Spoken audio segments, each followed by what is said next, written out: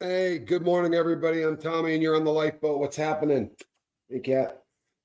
It's Thursday morning, December the 14th. This is the day Johnny Scoville comes home. He's going to be picking my brother up at the airport today.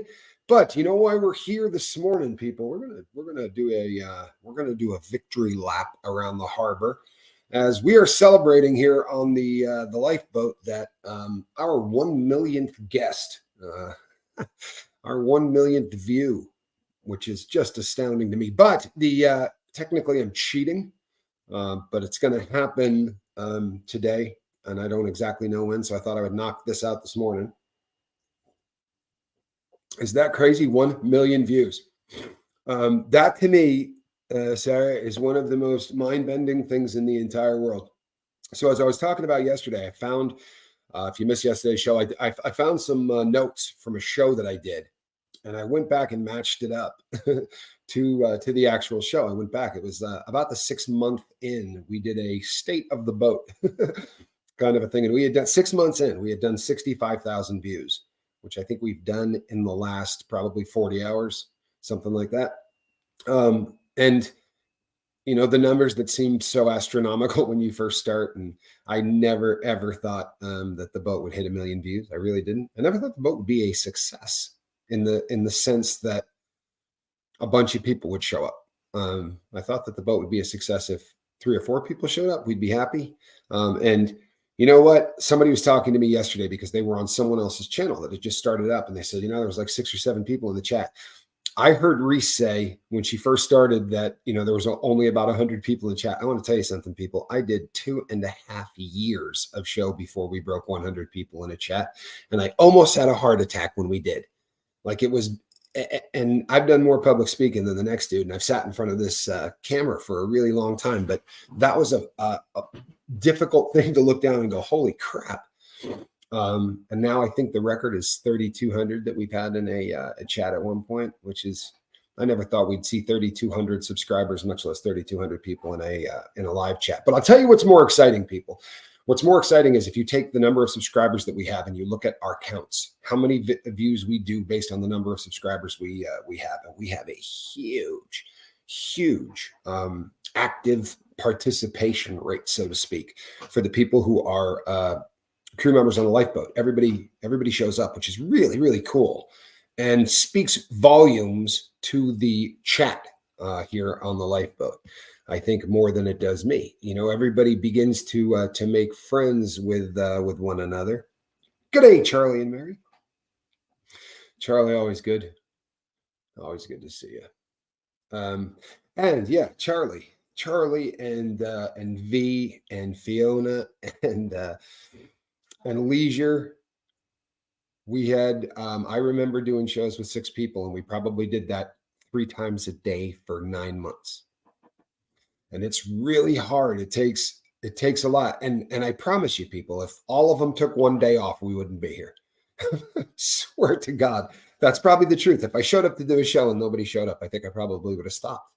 But it has been an absolute joy and an honor. And you know, we paused at 3,000 for a while, and then started to pick up some traction and got up to about 3,500. And obviously and it's really funny. Someday we'll bust out and show you all of, like, when Mark and I would sit down on the phone and we would hash out the plans and everything else. I swear to you, people, for a couple of dumb guys, right, between me and Mark, but the first 2 years we were going to crank out content. We were going to put up as much as we could so that someday when people showed up, there was actually a library of stuff to look at.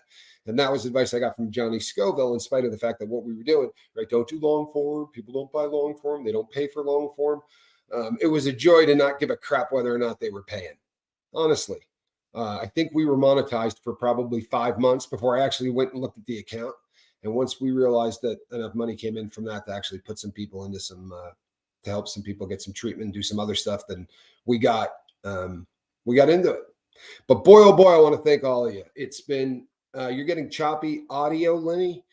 Normally, I got somebody that sends me a text in the first probably minute if I'm having issues. I absolutely can talk about journaling. We will do that. I promise you we will. And it's funny too. See, this is a good segue. Thank you, me. Uh, I busted out journals and started to look through things that I wrote prior to uh, prior to July 31st, 2 years ago. So here's the deal with the journaling, people. It is not a difficult thing, right? It is not a difficult thing to journal. You may think it is, but it's because you haven't done it. And the number of you that have written me a letter to tell me a little bit about who you are, right? You sort of break the ice and you say, my name is so and so, and usually by the second paragraph, because I'm Tommy, by the second paragraph, you're usually into what's bothering you, right? It usually starts off with just a hi, I'm going to introduce myself, and usually by the second paragraph, there's usually a, this is kind of going on in my life, and by the end of it, I almost always get a thank you so much. I didn't do anything. What you just did was journal, right? But you sent it to me in an email. But what you just did was journal. If you take the feelings that are in your body and you put them down on paper, you are journaling. Now, there's a reason that I journal twice a day. And here is the theory. And it didn't come from me. It came from someone smarter than me. But here is the theory.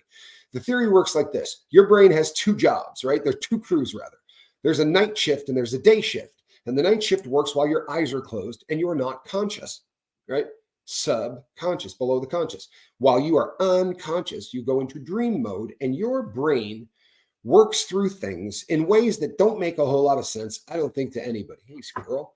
I don't even think they make sense to the people that study these, right? But we dream and they, you have dreams and everything seems normal. We always have the dreams where people are like, yeah, I was hanging out with you and two friends and we were at a restaurant, but there was, my high school gym teacher was the was the bartender, or my high school gym teacher was the waiter. There's always something that just makes it just a little bit screwy, or there's an elephant in the room or whatever. Here's what happens. When we wake up in the morning, we don't schedule our dreams. So you could wake up halfway through a dream, or you could wake up through dream number one when the night crew was planning on doing 4 to really work through all the things that you're dealing with. Holly, you look great in green. Thank you so much. So it's going to deal with all of this stuff while you're asleep, right? So you wake up in the morning and you get up and you're like, and you start stumbling out of bed. And there was a dream you were halfway through. And you're going to start your day, right, with jumbled crap that the night shift didn't take care of before they left, right? So here's how we do it. Squirrel's going to destroy this room today. At night, Joe, good to see you, my friend. At night, before we go to bed, the day shift has been working all day long. Conscious, working all day long. However, Lisa in accounting pissed you off, right? You got angry at Lisa and you walked back to your cubicle and was like, that woman drives me nuts, right? And then you just bury that, right? You don't deal with it. You don't cope with it. You bury it. And then something else happens, right? A guy cuts you off in traffic, flips you the bird. You wave to him and go, hey, man, I'm really sorry. He rolls down the window and starts, yelling 4-letter words at you. And it's one of those days, right? And you just bury all that crap. And you come home and then you open the door and you're greeted by your significant other who says, how was your day? And instead of saying, let's sit down and talk about it, because this has been a mother of a day, man. I'm super angry at a guy that messed with me in traffic. And Lisa in accounting, I'd like to twist her head off like a bottle cap. So maybe we should try to work through this, right? No. We go, oh, it's all right. What's for dinner? You know what? Leftovers. And it was the stuff I burned on Thursday or whatever, right? And it just keeps getting worse. So you watch a little TV, which does what? Pushes the news, chances are, of the day. You're going to catch that before you, right? So we're doing input of the news they choose to let you see, of which 7% of the population believes is true, right? That's a statistic. 7% of the population trusts the media, but we go home and turn it on anyway because we're geniuses. And we put that input in and we find out that people are being tortured and treated poorly all over the world. And we let all of that in and we look at all of that. And you know what? It's important. But those visual images are not great stuff to go to bed to. Now we go in, we brush our teeth, we lay down, and we go like this to the night crew. Here's all this crap from today because it's been a mother, right? Bad stuff. Here, deal with this. And the night crew goes, I didn't deal with the crap from last night, dude.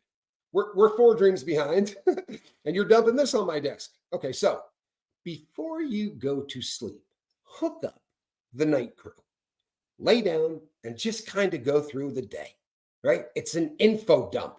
Lisa in accounting? Boy, would I like to twist that woman's head off like a bottle cap. Not sure why it is, but I swear to you, I think she kind of has it out for me.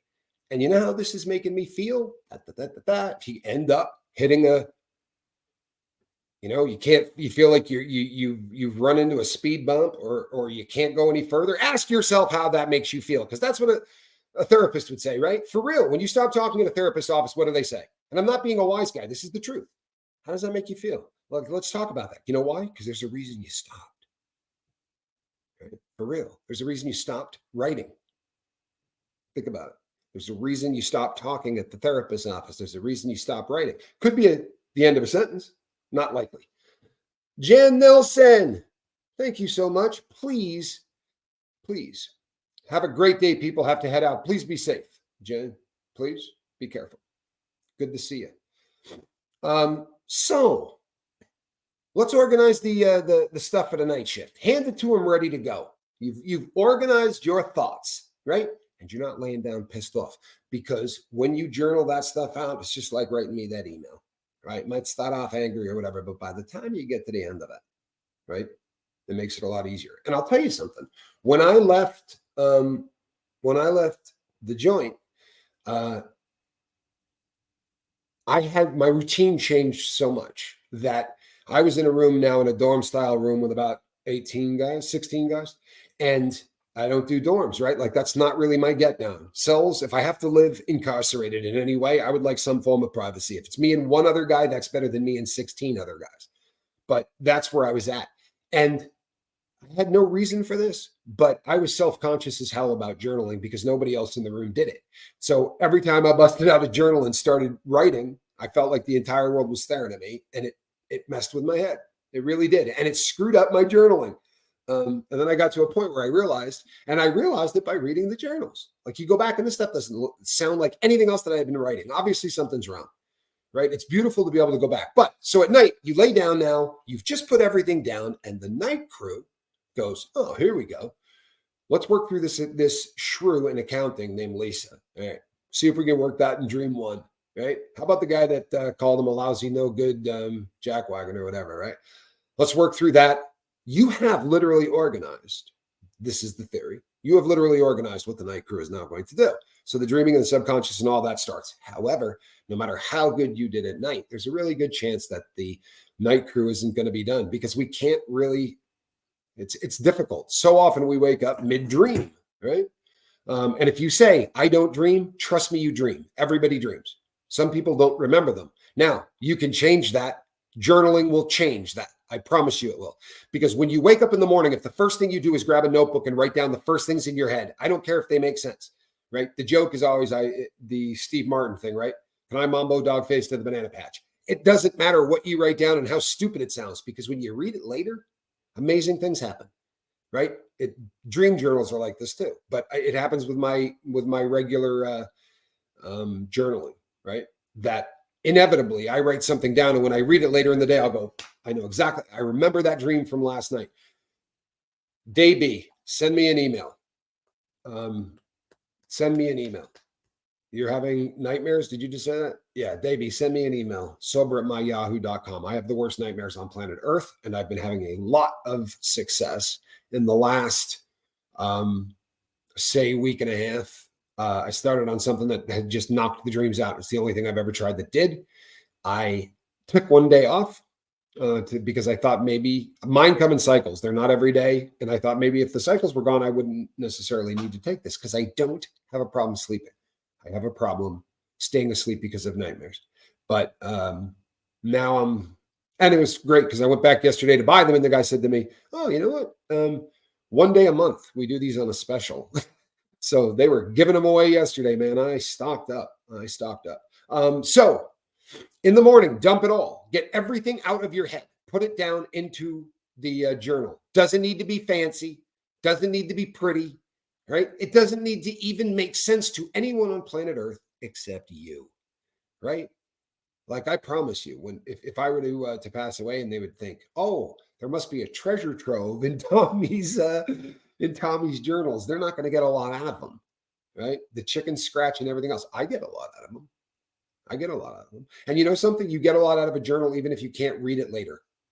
It's way better if you can read it later. But I've had my journals stolen from me in the joint. I don't know how many times I've had my cell searched and the cops just destroy, they're going to destroy everything that you got. They're just that way. And it's usually because the inmates have done something to them. Let me explain this concept because I think it comes up so often here. But corporal punishment, right? Stuff that makes no sense. In the federal prison system, two guys walk into the day room. One guy calls the other guy a punk. The two of them fight. And I mean bad, right? Nobody else jumps in. Nobody stops it. Nobody does anything. They just stand back. They let the cops do their thing. They get out of the way. Those two guys are taken to the SHU instantly, where they are shipped to two different prisons. And then they lock the prison down for the next 7 days. Nobody in the room did anything. Nobody in the next unit even knows what happened. But they're going to lock the entire prison down for 7 days because of a fight. And what they're trying to do is they're trying to force the shot callers to make sure fights don't happen. But that doesn't happen. What it does instead is it forces the fights into places where they're never going to see them. And these fights are sanctioned, which means that a shot caller could say, yeah, you guys bring locks, bring knives, bring whatever you want, right? It's a very, very bizarre little world inside there, right? It really is. It is a bizarre little world and ugly. Get your journal today. Please get your journal. Let me explain something to you all, right? If this was the bank robbing YouTuber saying you really need to find somebody successful on planet Earth that doesn't journal, for real, find a huge, big, successful name where you think Elon Musk, or you think, and you just start spitting out names of people who are successful. And I got a news for you. They journal. Do you know what? I will do that in a heartbeat. I will make an email address for people that would rather just send emails than journal. Absolutely, I'll do that. If you want me to do that, I'll absolutely do that. That's not a problem. That is not a problem. In fact, I got an email right now you can send it to if you want to. Just put Captain before my name. All right. Captain Tommy Scoville at gmail.com. I have that email address. So you can send it to Captain Tommy Scoville at gmail.com. Yeah, Jennifer, they can. Oh, wait a second. That's super funny. Correction officers can be real dicks. I was married to one. You are absolutely right about the CEO wanting to have gangs to take care of business. They do. The system is designed that way. If I walk into a men's prison, my first day, and I walk up and sit down at the black table, it ain't going to be an inmate that tells me to move. It's going to be a cop who's going to tell me to move in 5 seconds. I have always thought the coolest thing in the world would be if everybody walked in for breakfast in a prison and just sat down at the first table they got to. Black guy sitting next to Mexicans, sitting next to black dudes, sitting next to natives and Asians, and nobody give a crap because they would have a heart attack. For real, their heart would stop. See, as long as the whites aren't getting along with the blacks and the blacks aren't getting along with the Mexicans and the Mexicans are not getting along with half of the other Mexicans, right? And the Asian and the Islander cars are choosing which, if they can break us down, they can control us. It's no difference inside the prison than it is on the streets. But in the prison, they use gangs, and on the streets, they use the Second Amendment, abortion, right? Anything that they can really make a hot button issue out of and divide you 50-50 right down the middle, right? And what they've done successfully using the news over the course of the last 20 years, and this isn't politics, by the way, don't give me any crap for this. This is life. What they've done over the last 20 years successfully is use that divide to do two things. And I think in the beginning, it was just about trying to sell you cars and toilet paper. I honestly believe that in the beginning, the divide was just about trying to make sure that the people that are listening to me love what they hear. Because if you love what you hear, I can sell you, Mercedes Benzes and toilet paper. And that's all they're trying to do. If you think they're trying to bring you the news, that is a business that is set up to sell advertising, right? That's all it is. If you have recurring dreams, hit me up, right? Seriously, this is something I've spent a lot of time working with. Just send me an email. Then send that one to sober and put dreams in the subject. And you know what? If you're sending an email that just says, hey, I love the show or something like that, you can put, compliment or whatever, because I do read every single one of them. I'm probably just going to read it a couple of days later. You know what I mean? Faye, we're happy you're here. Good to see you. So they have successfully taken hot button issues. And as I said in the beginning, I truthfully believe it was about advertising. But then what happened is it polarized this country in such a way that I think a lot of people seized on it. They saw what was happening and they just push it further and they push it further and they push it further because just like in prison, if everybody got along, if everybody in prison wasn't black, wasn't white, wasn't Mexican, what if they were all just blue? Then they outnumber the cops 100 to 1, right? That's what happens. If they're all one team, they suddenly outrank their opponent 100 to 1. And that makes the opponent real nervous. So from the warden down to the CO, they want the white guy hating the black guy. They want the Mexican dude, right, hating. It's the craziest crap in the world, but it's what they do. And they've done it very successfully inside. I mean, very successfully. It is the 50s in there in terms of race relations and things like that. And guess what? They're bringing it to your street. Because if you don't think the same thing's happening, people, I'm telling you, it's the exact same thing. I'm watching it. Don't watch the news, people, for real. Read your news. Don't watch your news. If you read news feeds, there's not going to be somebody there telling you what to think. Now, get it straight off of a feed, because once they start telling you, I'm cool with who, what, when, and where, right? Just tell me who, what, when, and where. I don't need to know the why. I think I'm fairly intelligent. Let me try to figure out the why of why this person did that. I don't want one person coming on to tell me the reason that they did it is because of this real estate dude in New York, or the reason that they did it is the exact opposite. I don't give a crap about all of that. I don't need some pundit to tell me why Trump is a genius or an idiot. I don't want to hear any of that. I just want the who, what, when, and where. Leave all that other crap out. You know, if somebody gets in our country, it's sad as hell. But if we have a shooting in this country, before we hear anything, right, about these poor people, we hear, boy, if it wasn't for the people on the right, you know, there wouldn't be guns in these people's hands. And the right is screaming, you know, if more people had guns in their hands, this person would have got shot before they shot somebody. By the way, I don't want to hear about the Second Amendment. It's not what I'm talking about. I'm just talking about the fact that we really are getting bait to death with what we allow into our bodies. I talked about it the other day, man, and I've done a million shows on this, right? I've done shows called Garbage In, Garbage Out. I think that was the title of a couple of different ones, but that's what we do, right? That's what we do. And sadly, when we were growing up, we allowed the idiot box, right? Remember all of the things that television was going to kill you. People had bumper stickers that said, kill your television set. It was a big thing in the 80s. But they would say, you realize that the average kid sits in front of a television set for 5 hours a day, 5 hours a day. Well, what do you think this puppy has done to that? Now your television set goes with you. And instead of you watching commercials, the commercials are watching you. And this little device won't just run a commercial to you. It will specifically run a commercial to you, right? These commercials, like on my phone, they're running commercials for watches. I get them all day long because all I talk about, if I'm not talking about the boat, is watches. And this thing's listening. If you think I'm kidding, put your phone in the middle of your kitchen table tonight and have a conversation with your significant other and say, I'm thinking of buying so-and-so a Rolex for his birthday. Thinking about buying a Rolex Submariner. Use the word Rolex, use the word Submariner. Use it about 7 or 8 times. Change the subject, do what you do. When you pick that phone up, there will be ads on your phone for Rolex. Don't doubt me, just try it. It happens to me every day. When I'm done with the shows, if I do one show and I beat one subject, when I pick this thing up, they'll be advertising to me on it. Yeah. Right now, it's no longer you looking at commercials. It's commercials looking at you. Now it's deciding who you are and what you're going to buy. And you know, you're the most valuable thing on planet Earth. Literally, the most valuable thing on planet Earth is your info, right? Your information, what they will pay to find out everything there is to know about a person. Because if you tell me everything there is to know about a person, I can tell you what you'll buy, right? Remember when we all started hitting like on Facebook and we just thought, well, that's cool. I like that. Well, you weren't hitting like. You were saying, I buy this, right? I spend money on this. That's what you were telling me. Because I'll tell you something. When I was a scam dude, right? The last one I had anything to do with, we were running ads on Facebook for this. And you buy the clicks. And I would say to them, I had my demographic. I want people between the ages of this and this who make this much money, right? Had it all down.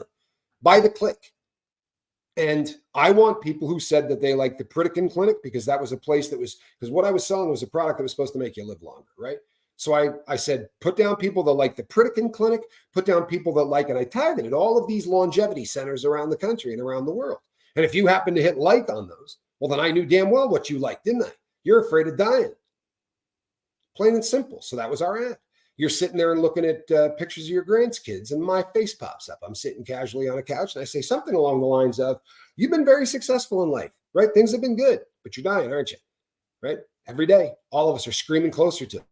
One of the reasons that happens is because of something called a telomere. It's at the very end of your DNA strand, and it starts to fray out. Picture the end of a shoelace, how it's kind of wrapped, right? Well, as that starts to unfray, eventually it goes away and one replaces it. But see, there is a finite number of times that will happen. When it stops happening, our skin starts to get a little crepey and a little wrinkly, and it doesn't bounce back the way it used to when we were kids. What if there was something out there? You get the point? I can pick whatever the hell I want because we thought we were hitting like. But what we were doing was making ourselves the easiest chumps in the world to sell something to. Now, not much we can do about that, right? Because we did it for a really long time. But let me tell you something. What they're coming up with to get into your dome with this thing now, the most advanced AI on the planet, belongs to that other platform that I don't go to. I've done shows on it, right? It's bad stuff, people. And it's owned by the you know who Communist Party. It really is. I mean, you can the journaling thing. If you find yourself stuck, I mean stuck. By the way, this is not something that this is something that is above and beyond. Now, I do a third type of journaling, but I don't talk about it on here all the time. I do talk about it occasionally. I do peeling the onion journaling, where I am absolutely looking for things in my past that may be an impediment to my future. This process was how I stumbled across why I did heroin, right? Why I was a drug addict. And when I came across why I did it, that was the problem that caused the symptoms. Heroin, needles, handcuffs. These are all symptoms of what the problem I had was. But once I got to that problem and I knew what it was, if things start pushing my buttons that way, I know that I'm in danger. I know where to go so that I can chill out, reprogram, sit down, calm down, right? You understand the concept? Oh, Susan, you're not that late. 27 minutes. You're good.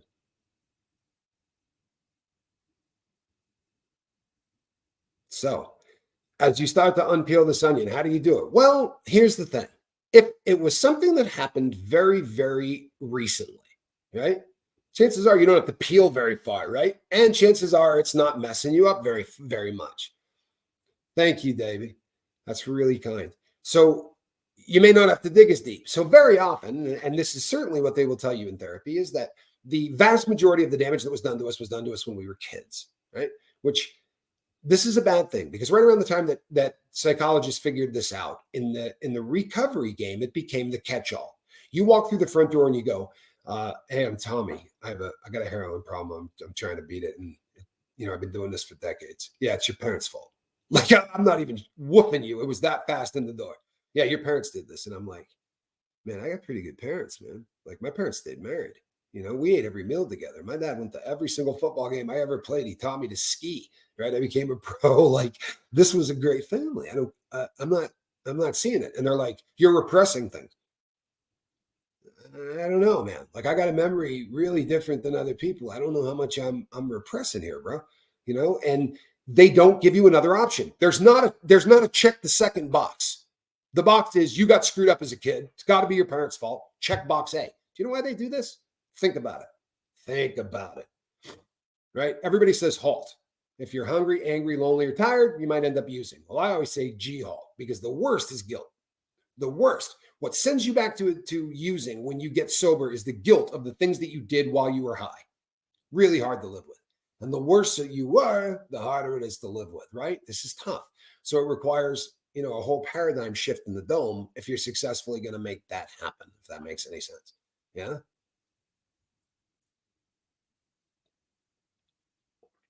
We all, you know what? Blinders or there's something to the whole we're all mad here thing. I mean, there really is. Um, the best therapist I ever had was my journal. I'm not kidding. The best therapist I ever had was my journal. Um, when I sit down and actually start working through things and unpeeling. So how do you, hello, Daria, good to see you. Um, oh, that was nice. That's you're not a bot. It's been proven. I won't pick on you for the bot thing anymore. You're not a bot. Yeah, guilt drives you back. Guilt drives you back 100 out of 100 times. So if they can shift the guilt to mom, or if they can shift the guilt to dad, we've eliminated an entire problem, haven't we? Right? Every time you start feeling a little guilty, they're gonna lay heavy into it's not your fault, right? It's your parents' fault. Now listen, it's not my parents' fault.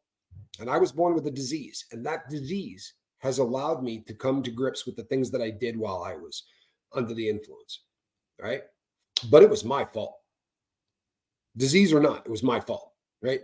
Prison, all of it, my fault. Mea culpa lays right here. Now, I'm not saying that that's the game plan for every person out there. I'm not saying you got to, I'm just telling you that's the truth in my situation, right? Yours may be different. Certainly, there are people whose parents are the reason that they're on dope. Though that exists and it happens often, it just doesn't happen every time. Sorry, it doesn't. There are people that had really great upbringings who decided to do a couple of bumps in college and found out that cocaine had their number about the third time they sniffed one. Right? That's not that has nothing to do with upbringing. That's not nature. I mean, that's nature, not nurture. Right? This is pretty obvious stuff. By the way, these are real. Somebody sent me an email and said, "Were those handcuffs that you had real?" Yeah, they're these are no lie, standard issue, real deal handcuffs. Which is funny because when I was in, that sound right there to me was always the worst noise in the entire world, and now it's kind of fun to play with. But yeah, and gives you an idea of the size of them. Like they really are not built for dudes my size.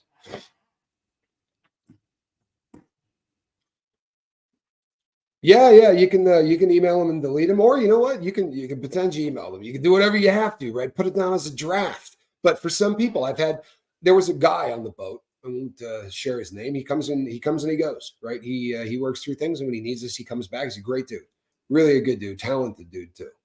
But this individual said to me, "I can't journal. It feels stupid. Would you care if I sent you an email every day as my journaling? I don't even care if you read it." I said, "No, shoot it." And I did read them, and a couple of times, I saw things and I just sort of fired back and said to him, do you feel like this is an issue, bro? And I think he's certainly doing well now. When I was doing the peel the onion thing, because so much of it does take place in the past, that really is the truth, right? That doesn't necessarily mean mom and dad screwed up. It just means that you could have got mocked in school. You could have had something. School was a real thing for me, right? School was one of the big reasons that I ended up a drug addict. That when I started peeling the onion, one of my real problems went back to my school and the educational part of it, right? Not the hanging out part. That was all great. But the educational part was really one of the reasons I ended up a junkie. I would have rather have been considered, a druggie than stupid. And I just didn't understand how I learned at the time. And nobody else seemed to understand how I learned at the time either. They've come a long way since then. But at the time, I probably needed a special school, right? I probably did, for real. But I don't think they had a handle on it. I don't know that they got a handle on it now, in all honesty. I was a very unusual kid, right? But I think, I don't know. So someday I think that there will be a lot better at figuring out what to do with kids the way I was, because I was definitely different. I required the way that I learn is different than the way other people learn, right? If I watch you say something, right, I'm never going to forget it. Like, for real. If I go to another guy's public speak, if I watched a public speaker, I could go on stage 4 minutes after him and do the show. I'm not kidding. Like, that's never been an issue for me. But trying to read it out of a book, there was no hope. And so on class structure that I did, where teachers stood up in the front of the room and talked. History class, forget it, killed it. Social studies, killed it. Anything where there was a teacher in a lecture style, I was great. But anytime they sent me home with a book, I was screwed. And I wasn't brave enough to say that out loud, you know? And I don't think a lot of kids are, It makes you feel like you're not built right or whatever. Millie gets it, right? Millie has this show me twice and I'll do it myself. Show me a book and it may as well be a toilet roll. Yeah, well, I mean, that was kind of, I don't learn the way other people learn, to be sure, or at least not like people, not like other people learn. Can I ask all my Massachusetts peeps to be extra kind? I think that's a legitimate thing. Huh? All of this hate is getting to me. You know what, people? All of this hate is getting to the world. Sadly, people aren't willing to talk about it. They're not. And if they do, you know what they say? This hate is awful and it's all their fault. And if that's how you're having a conversation, guess what? You're just furthering the cause. You're not talking about it. You're making it worse.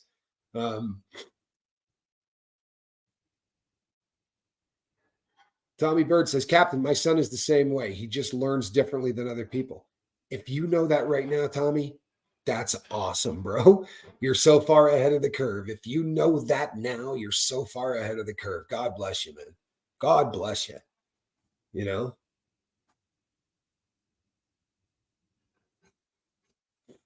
know? Susie Q, this was something that I worked with a professional to try to figure this out. A woman that really took pity on me, but and had no reason to, by the way, but just a really kind human being that figured me out. And after she did, within about 6 weeks, I went from thinking that I was not particularly bright to getting a handle on the fact that, you know what, I'm pretty bright. And she brought in and had my IQ tested and did a lot of other things that just changed my life. You know, hey, wages, as I was telling everybody here, this is the mark I'm always talking about. Mark wages. Congrats, Captain. You deserve every view you've gotten. And if you try to be humble on this, I will buy 2 plane tickets and deal with that when I get there. You get a little thicker. We're gonna have Mark on this week to celebrate the. Mark is the other captain on the boat and has Wages World, a channel that talks about space weather. And Mark's going to be coming on for the celebration. I was telling everybody, Mark, this is actually premature because this is going to happen probably through the night. So we're going to do a celebration, but I'm actually going to schedule it because we're going to have on some guests. We're actually going to be bringing some people on to celebrate it. But this morning when I woke up and looked at the numbers, I was like, oh my word, you got to be kidding. See, this is a beautiful thing, right? This is what happens when people figure things out, right? Well, so I did a ton of theater, right? I did a ton of theater and did a lot of plays, did a lot of musicals, did things like that, and memorizing scripts. People would sit down and read this stuff to memorize it. And I would sit down with somebody and I would read the opposite part of mine and have them read my part. And then we would go back and I would read my part and that was it. Forget it. And I mean, I can still do lines from shows I did 30 years ago because that's how my my brain works. Mass holes is a real thing. You know what? We had a guy on here that was just great. He was from Massachusetts, and he used to come on and say that he was the resident masshole. He used to say that all the time. He's he did not win his battle, sadly. Tommy, shoot me an email, and we will schedule that rascal and get you. I'd love to have you on here to tell your story, bro. Shoot me an email. That invitation has been open about a year and a half, I think, Tommy.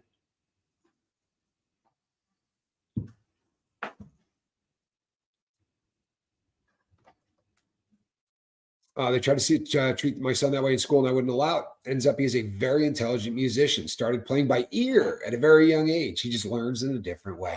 You know what? I love that this is being talked about. You knew a guy with a mass hole tattoo. I love it. I love it.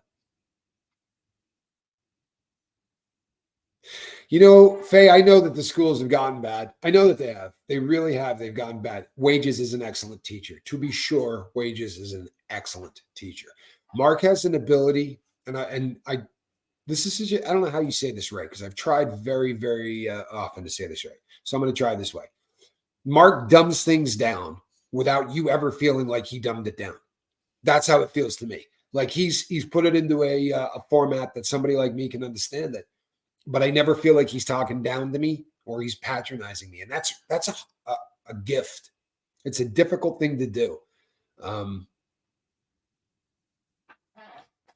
Rudeness should be everyone's pet peeve. I mean, honestly, shouldn't rudeness be everybody's pet peeve? But it's not. It's really, really not.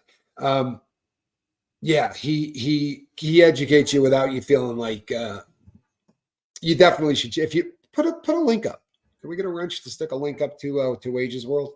I'll tell you something else.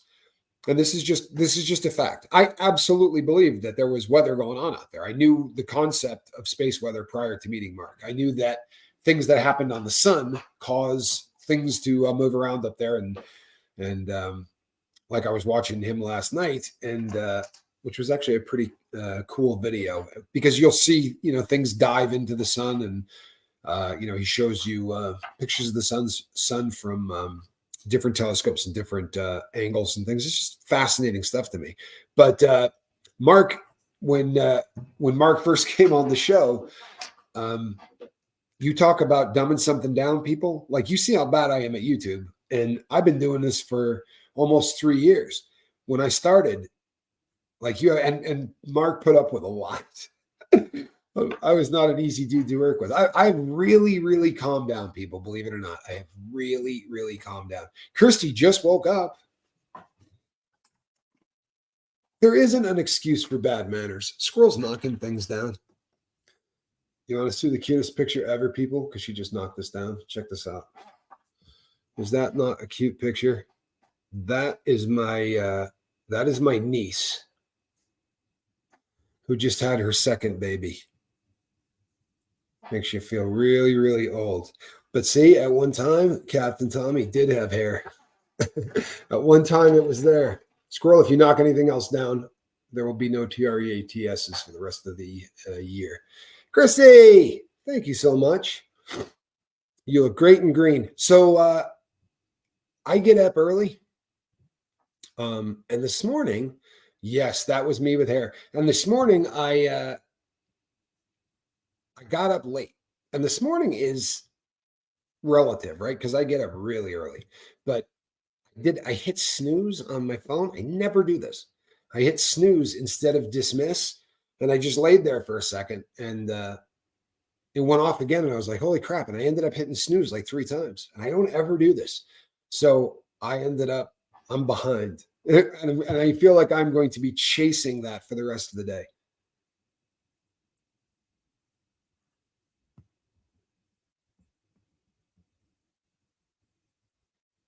Did somebody just say something about?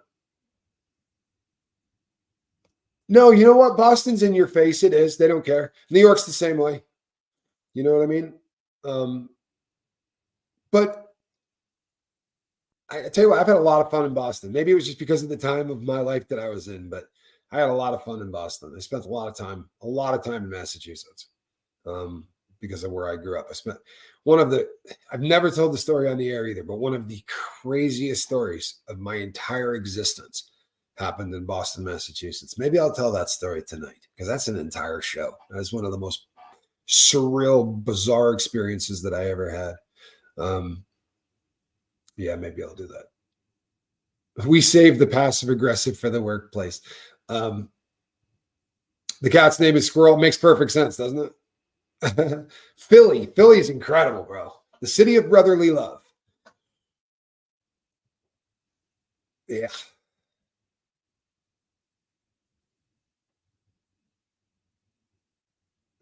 Rudeness. I couldn't take it anymore. Finally made my teen daughter practice walking through doors and holding it for me behind her.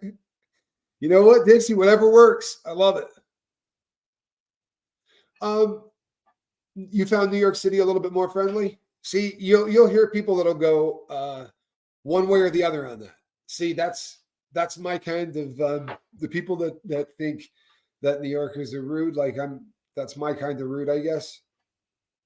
I've I've always loved New York. I've always loved the people in New York, but I never got offended by them. But there's definitely, you ask a cabbie in New York what time it is, and you get the, what do I look like, Big Ben? Buy a freaking watch, right? Like they're not the kindest people in the world, but they're never being mean about it. The last city I lived in had a place that was a pizza joint, and it was run by a bunch of New Yorkers. And the name of the pizza joint did have the name New York in it. And I went in once, and I wasn't having a particularly good day anyway. And my dad had ordered 5 pizzas, and we had ordered them like, I don't know, 4 hours in advance or something like that, so that we would have it. And I went in and I said, I got, I'm picking up five pizzas, and he's like, yeah, it's going to be about 20 minutes. And I'm like, man, we called this thing in, 5 hours ago. I told you what time we were going to be picking it up. Somehow this isn't done. And he got an attitude and said something lippy to me, right? I don't even remember what it was. I just remember it being offensive. And I was like, dude, I will come across that counter. I'm like, I will pull you over this thing and kill you, dude. I don't know who you're talking to. And he just started laughing, and he kicked his head back. My dad was with me at the time, and he's like, what part of New York are you from?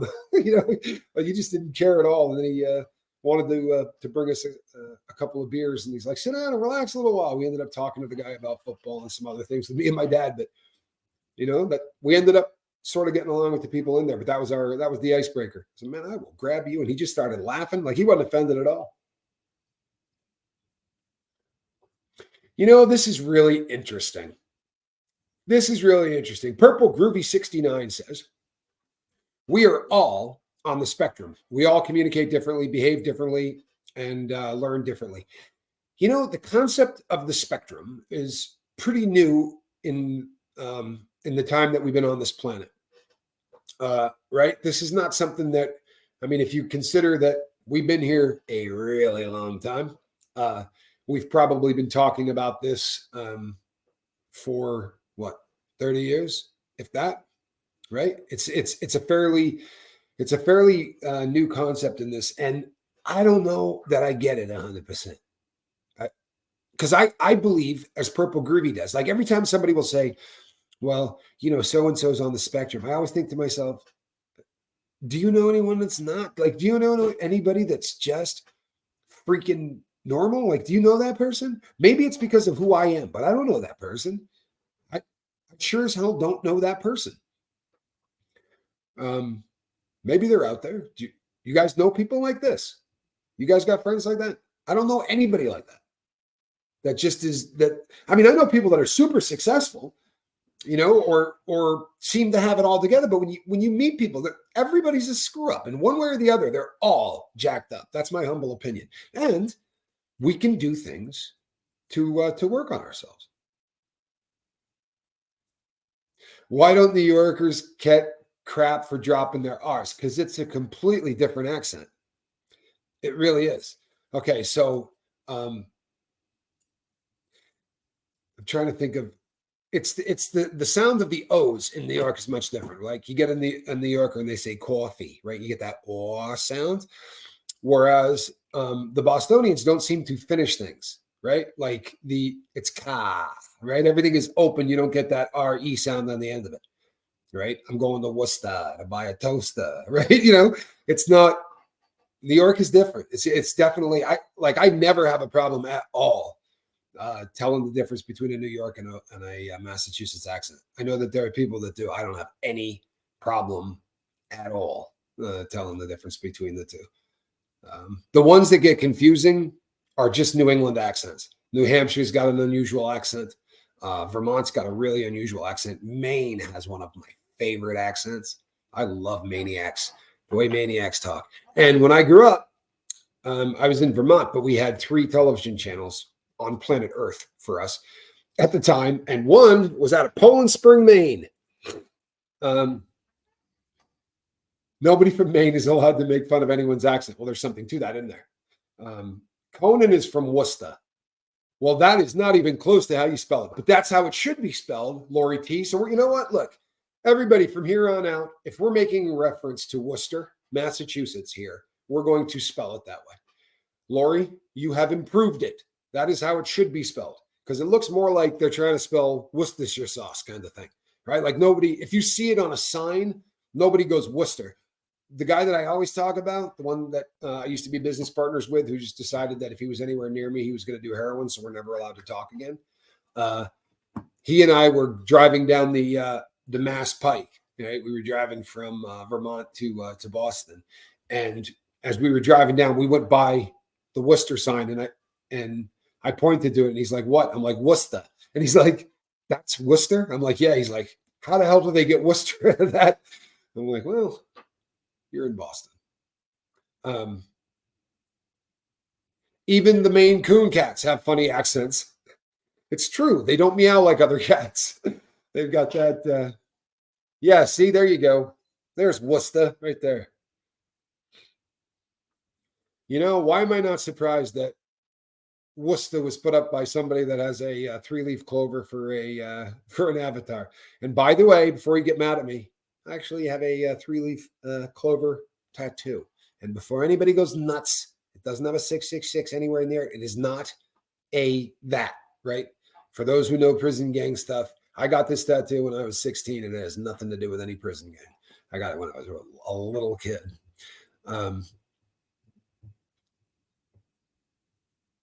It's a shamrock. It's exactly what it is. I have one. Zelda, you got a messed up act. You probably sound like me, Zelda. People are forever saying that I have a cross between a New York and a Boston accent, which I truthfully do not have, but it is the way people usually. That's why I got it, Lacey. It was a lucky shamrock. That's why I got it. It was like a good luck charm. That's what I thought. It was my first tattoo a million years ago. Probably not one of my better decisions, but my whole family has the classic Boston accent. Well, now there are two classic Boston accents, right? There's the Southie kind of, almost like the difference between Liverpool and other parts of because Southie's got a vicious Boston accent, and then you've got like the upper crust kind of like the Kennedys, the Hyannisport Kennedy accent kind of sound, because that's kind of a different sound, that like the highbrow um, Harvard Yard accent versus the Southie, like Mocky Mock. Yeah, there you go.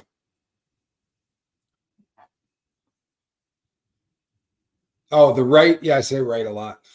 That is definitely something I do.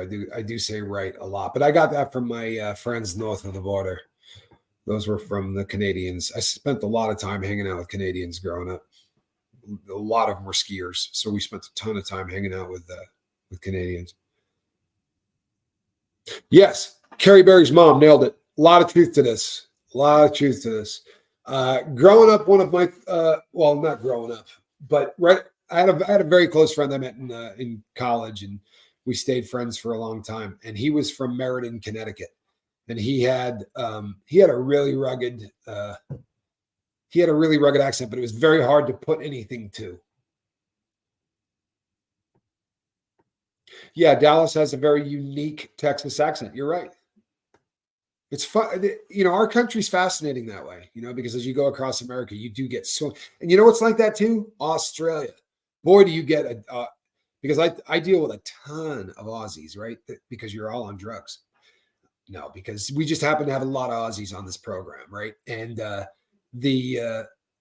there are like four really unique accents just that I deal with on the regular from Aussies. And it's really funny because I have friends like Alan Ballantyne, my best friend. I got friends that don't understand the word he says. When he came over here, I had friends that would look at me like for translation because they do not understand a word he says. And he talks really fast, but I've just been talking to him for so long. Like, we do it on the telephone. So when I'm in person, I really don't have a problem picking it up. But I know my mom struggled to understand anything Alan was saying because he really has that accent. So, we have Wendy. You're a Canadian. Do you do craft dinner on Wednesday night? Do you do craft dinner night? That was always one of my favorite traditions of Canada was the craft dinner night. And you got to be a Canadian to appreciate the reference, because down here we just call it mac and cheese, but north of the border they call it, yeah.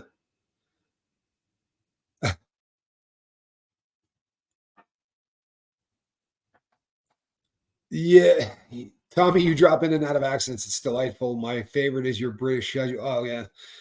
And is it New York or Mass? That one might even be I don't know. That one might even be Vermont. I definitely got a different Vermont's got a very unique accent, but I came from New York stock, and I think the combo of the two is probably. And then I went through a period of time where I did everything I could to not have an accent and try to speak like this. Like I really tried to clean up everything.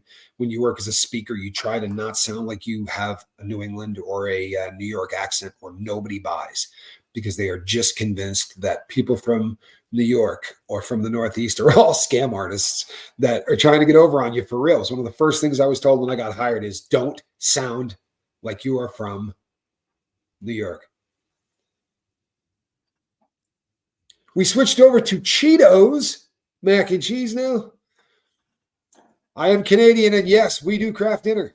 We switched over to Cheetos mac and cheese now. I have not tried the Cheetos mac and cheese now, but I knew people. I have Canadian friends that could make mac and cheese into things that like you had no idea what they could do with mac and cheese. Canadians and craft dinner night. Like I've seen some wild stuff done with it, and they really incredible stuff. So I also wanted before we leave because it would be now. Look, hold on before we go. Cheeto Mac is gross, says Lacey Silver. I had to give her, I had to put it up there because we're getting both sides of that now. Fair and balanced, if nothing else, right? See, Goddess Divine does like the spicy mac and cheese. That kitchen with Susan. I love the mac and cheese with the pouch of cheese and add extra cheese and sriracha. I like it. I like it. That sounds good. The Kitchen Witch. Is that what that said? The Kitchen Witch. Nice. Uh, you know something? Who said that? Who said that? Who said that? Oh, 50 Dixie 504 said that. When I saw mac and cheese with hot sauce, I just assumed it was going to be somebody off of my brother's channel. I call it Orange Death. Wendy Zelinsky, a Canadian that does not do craft dinner. We can end now. We've seen it all. Do you watch hockey? Wendy, are you just not really a Canadian? Are you lying to us? Now, you tell me you don't like hockey, and we're going to know that you're an imposter, right? And do you wear a hat or a toque? And do you say bin or bean? Where have you been? My friend used to say that. It would crack me up. I hate lobster in my mac and cheese. I'm not sure I would do the lobster in mac and cheese either, to be really honest with you. Um, do I pronounce the letter O? Not often. Bean. There you go. All right, people. Last night I went on a game show of sorts over on growing up in Scientology, and I figured I would talk about this on the end because there's no chance Ron watches to the very end. You tell him I said that, so I thought we'd pick on him. I thought if you happen to be watching the game show, it was fun. So Stroming and cheese, don't start, Jeremy, don't start. And before anybody says anything stupid, I made no promises for 1 million views. Nothing. So I'm not burning myself. I'm not vomiting. I'm not dry heaving. We hit 1 million views. I'm doing the fist up. Get me the silver play button. I'll do something stupid. Oh, poutine. Oh, wow, is that good? Love it, love it, love it, love it, love it. Love it, love it, love it. Toque. There you go. Look, I sport a toque too. I have no problem whatsoever with toque. Polls will be going up today. The game show was hilarious, wasn't it? That was a lot of fun. So today, I have a guest that is coming on the show today. I am working out the details. I had them worked out, and then I forgot I had to pick up Johnny Scoville. He sent the text after I'd already worked it out. But I am coming on today here with Relatable Reese because she's just fun, and I like hanging out with her. Reese is fast becoming a friend. She's a lot of fun. So today it will be Reese and Tommy on the lifeboat. I just don't know exactly when, but I think what I will do, Dixie, you got a good laugh out of that last night? It was fun. I got a lot of feedback. Everybody seems to have really digged it. Melissa, thank you. I am so glad to hear that I was the one picked to be in an elevator. That one would have hurt my feelings if people didn't pick me, right? It would be an interesting conversation if nothing else. Wendy loves the Boston Bruins. Okay, so she said you're Canadian, maybe a turncoat Canadian, but you're a Canadian. You're a Canadian who loves the Boston Bruins. Actually, I can get behind that. I think that's awesome. Although I'm not trying to make anybody angry, but I'm a Rangers fan, so it is what it is, people.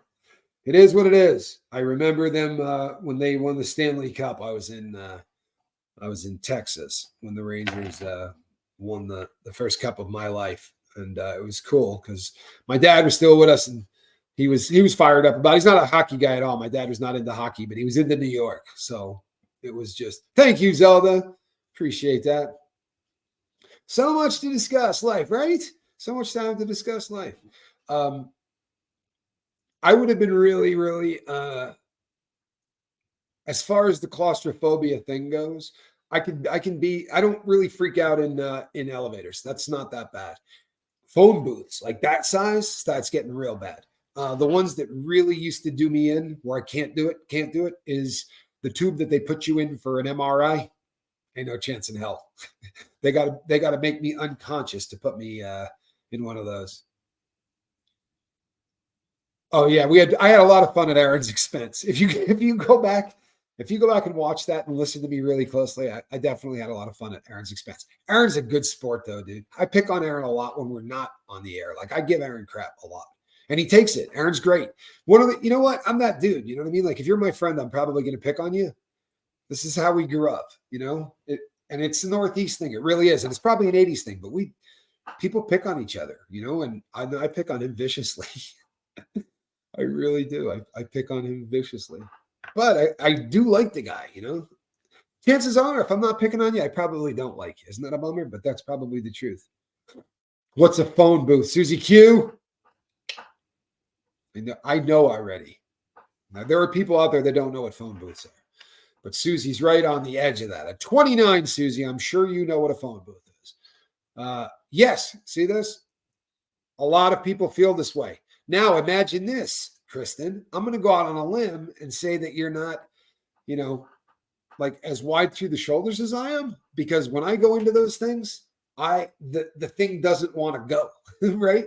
Like the really bad part of those machines. I went in one in Nevada that was huge, like it was bigger than they're supposed to be. It still is not pleasant, but it was wide enough that I wasn't touching the sides. Every other one I've ever been in, when you go in, it rubs up against the side. I just can't stand it. They got to do the unconscious thing. They give me enough Valium where I'm out, and as soon as I fall asleep, they stick me in the machine. They do their thing, and they bring me back. Bria, you're gonna have to email me. You got here right at the end of this, and this is you know what? All right, here we go. How to quit alcohol plus nicotine vape. It's killing my mental health. I believe that it is, right? Nicotine less so, but the alcohol will absolutely destroy mental health. Nicotine's not good for you, but to be sure, alcohol would be the one that you need to take care of. Now, quitting alcohol cold turkey is bad juju, right? If you just stop drinking and you have been drinking to excess, and I can't tell you this way what excess is because I don't know you. It's different with every person.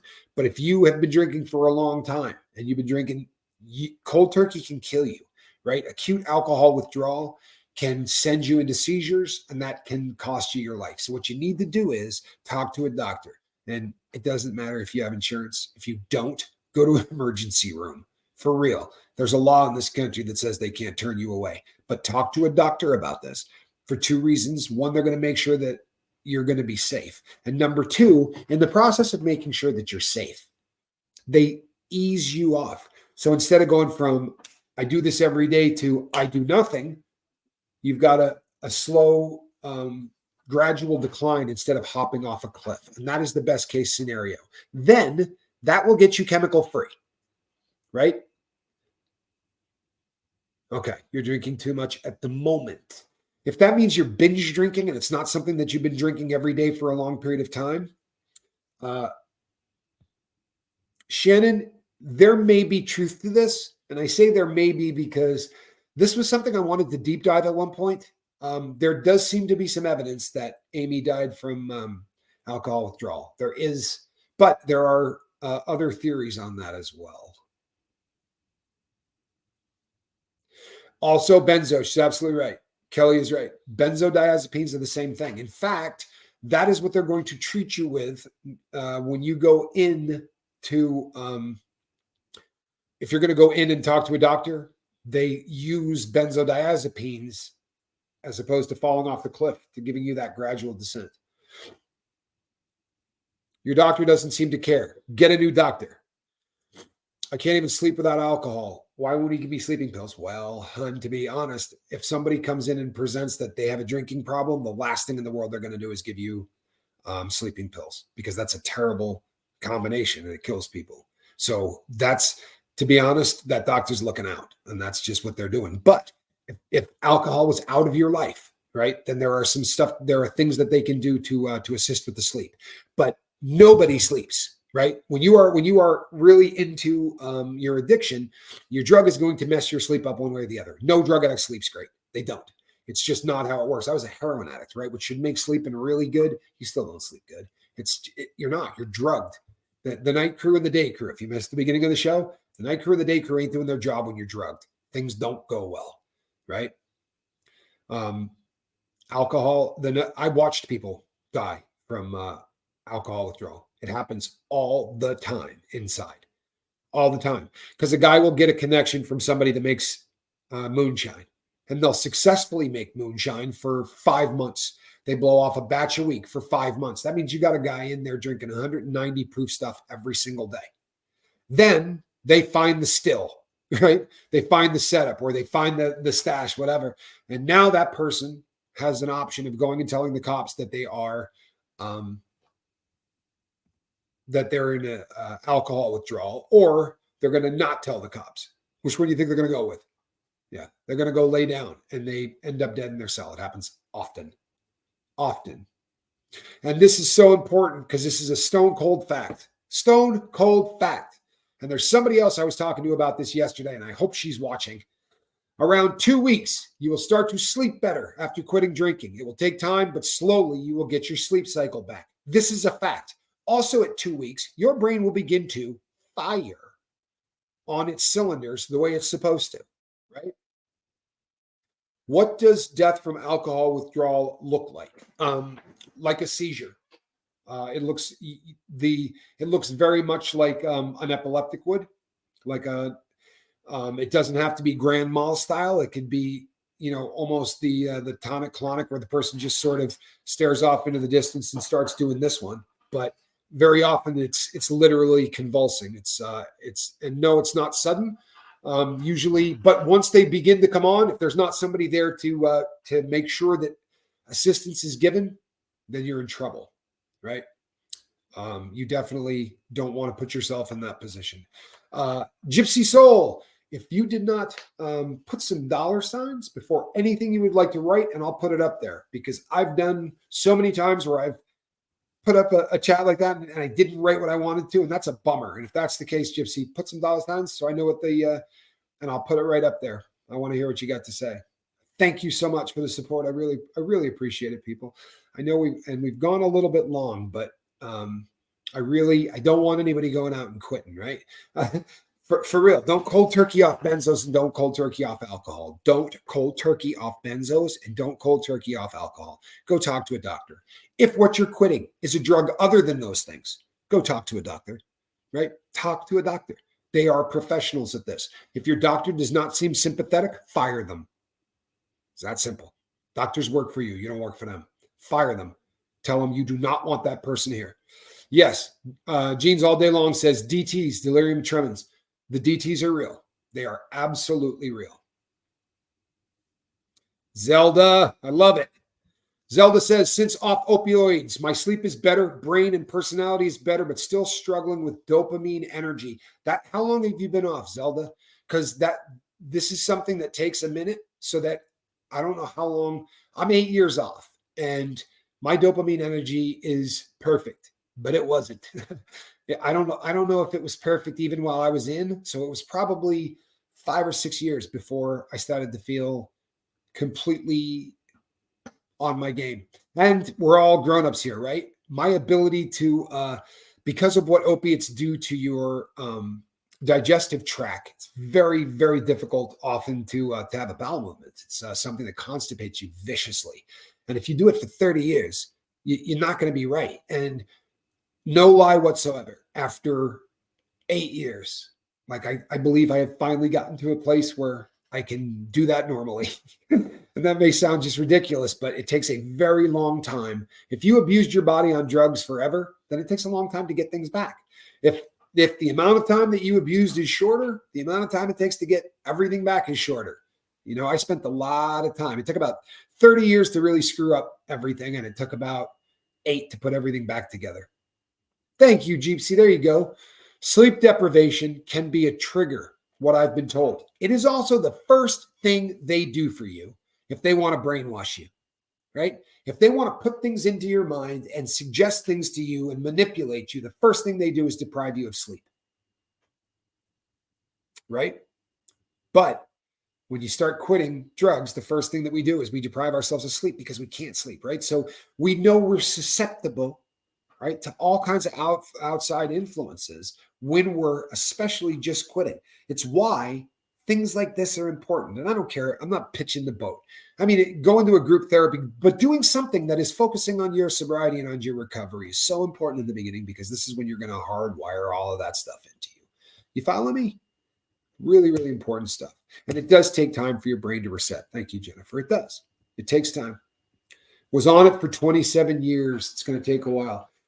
Zelda, you were on. Do me a favor and send me an email, Zelda, and put your name in the subject. I got a couple of questions, and I don't want to put you on the spot. Um, no sleep is the worst, Bria. I've dealt with this my entire life, and you're right. It is very, very difficult. Right? It's very, very difficult. Hello, Sanitarium Radio, Darcy. How are you? Good to see you. And it will come back, Zelda. I promise you it will. There are things that you can do to shorten up that process. But again, it would require me asking questions that I don't want to put you on the spot for the entire world for. Okay. So send me an email, and I might be able to assist you a little bit. You know, it's very funny that you say this, truthfully. Very, very funny that you say this, because this is not unique to you. These are the groups that pair up inside rehabs. I've watched this a million times. And it's because we both have physical dependency. And I think that there's a synergy there, you know, that we both get so sick without it, kind of a thing. Gabapentin. My belief on gabapentin is this: for people that need gabapentin, right, it is a miracle drug. A miracle drug. For people who have a drug problem and don't necessarily need it, or don't have somebody that can keep a tight control on it, it is rife for abuse. It's a drug that is fun if you take it more than you're supposed to. And the fun mimics, probably closest, the feeling of an opioid, right?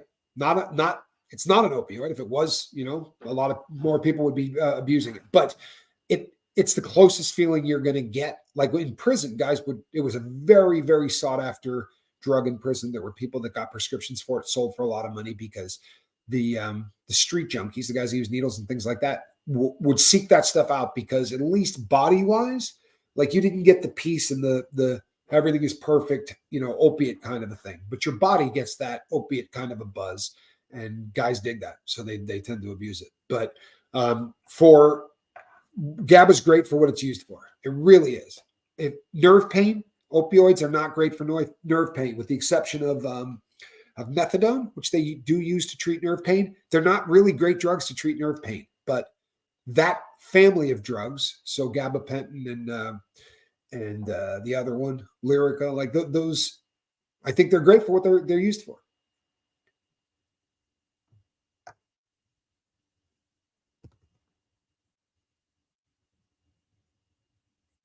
Wow. Wow. Was on opioids for 12 years from a work injury. Then one day, pain management doctor stopped me cold turkey because of the crisis in our country. Never failed a drug screen. That was 5 years ago. JD, had to be a rough kick after 12 years of being on opioids. That cold turkey kick had to be a rugged one. It really did. And you never went back. Fantastic, man. That really is fantastic. Good stuff. Gypsy Soul, thank you. You look fantastic in green. That would be Ensign. Gypsy Soul. Hey, James, I'm glad you're here. All right, people, you know what we're going to do? We're going to go start this day. Yeah, they were handing it out like crazy in prison. Everybody was getting it. And then everybody started abusing it. So they got rid of it and just took it off formulary, which put a lot of people in a very bad way. Absolutely. Absolutely. At the onset of the opioid crisis, in 1 year, sale of gabapentin rose by 200%. I believe that 100%. No problem at all. And one of the reasons is, just keeping it real, right? One of the reasons is, if you're a pain doctor and you're writing scripts to your patients and you give them something other than just an opioid, when you go to court, right, which is inevitably going to happen with these pill mills, they have an opportunity to say, I wasn't just prescribing pain meds, right? Honestly, because that's going to be one of the questions. Of the prescriptions you wrote, were any of them not painkillers? And people would literally walk in and go, no. Yep, nope. Every single one we wrote was for pain meds. Well, that's messed up. So a lot of people, like I've told the story before, I used to throw Neurontin into dumpsters, right? I'd have 10 bottles of them this tall because every time I went to get my OxyContin, I got Neurontin and I got a bunch of other stuff that I wasn't taking.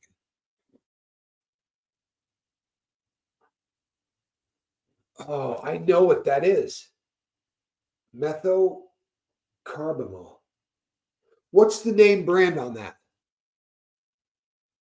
Those are brown bombers. That's what they call those in the joint. I've read that name, methocarbamol. What is that? What's the name brand on that, if you don't mind? Because I know that I've read that, but I don't know what it is. All right, peeps. Guess what this is? Stop calling me Shirley. See this? That is a squirrel in a basket. She does not want her face on camera today, apparently. He's a good kitty. Nope, not having any of it. All righty, peeps. We will see you. I'll see you at some point today. Like I said, I got to pick up Johnny Scoville. And then after that, I'm going to be here with the lovely, relatable Reese. So once I get the time down on that,